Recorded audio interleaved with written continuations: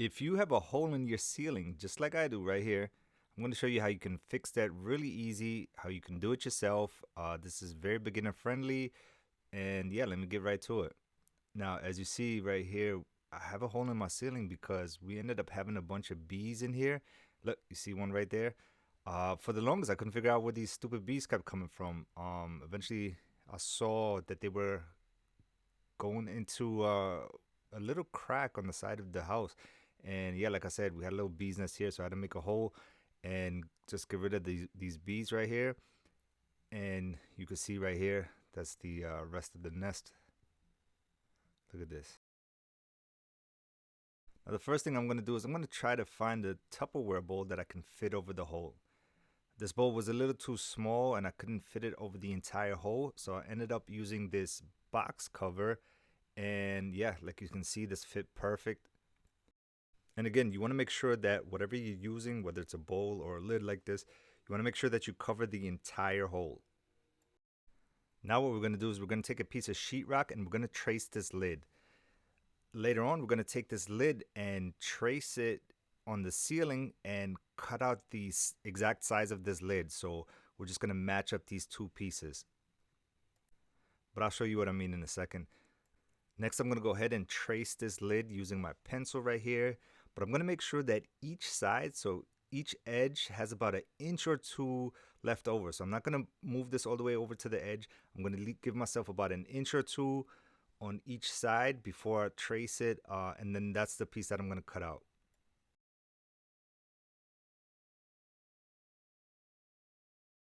Now here's a quick close-up and you can see exactly how much space I left myself around each edge, and this is going to be really important later on. Next, I'm going to go ahead and take the lid and I'm going to cover the hole. Take your time doing this. You want to get this right, but then you're going to just trace this lid like I did here. Again, take your time so you don't slip like I did, but you want to make sure that you get this almost perfect because this is where your patch is going to go into later on.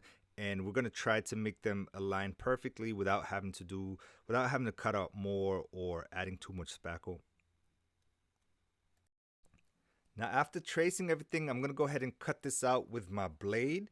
You can use a drywall or a sheetrock saw if you have one available. I'm using a sharp knife, but you want to take your time doing this because you don't want to cut out anything unnecessarily, because hopefully this is going to line up perfectly with the patch that we're going to create later. All right, now that everything is cut out, I'm just going to remove this here. Make sure that you get all the loose debris. Here I'm seeing that I have a nail in here, so I'm going to have to remove that. Right here is a little rusty nail. So I'm going to remove that piece right there. You want to make sure that the edges are nice and clean. And here's that pesky little nail. And now I'm going to jump back into this patch. I'm going to take my blade again. You want to make sure that your blade is nice and sharp. I'm going to go ahead and cut along the pencil marks, right, without cutting through the sheetrock entirely. And here's just a close-up of how much I go into the sheetrock. So you can see I'm just going in with the tip. And again, you only want to trace the pencil marks and try not to go over the lines. And once that's done, we're just going to go ahead and break this apart right here. We're not going to go break it all the way through. We're just going to put a little bit of pressure right here. And you can see how this is just going to easily snap in half. And we're going to do this all the way around without trying to rip the paper on the opposite side. And then we're just going to remove all the drywall right here. And this is hopefully going to leave us with a nice clean patch. Now take your time doing this because here you can see I clearly ripped the paper on this edge. It's not the end of the world, but if you can avoid it, try doing it because you're just going to create more work later on. So try to end up with a perfect patch if you can. And here's the moment of truth. Let's see if this fits. I'm going to try to do this with one hand.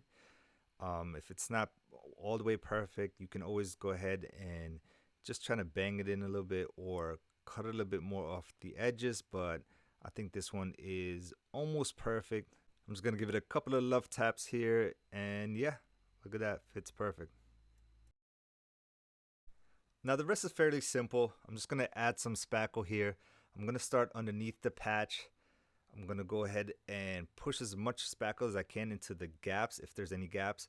Then I'm going to go ahead and spackle over the top, which is going to be my first coat. Then I'm going to let that patch dry. Once it's dry, I'm going to come back and sand it before doing a second and possibly even a third coat. Now don't forget to use a primer and sealer before you actually go ahead and paint over that patch.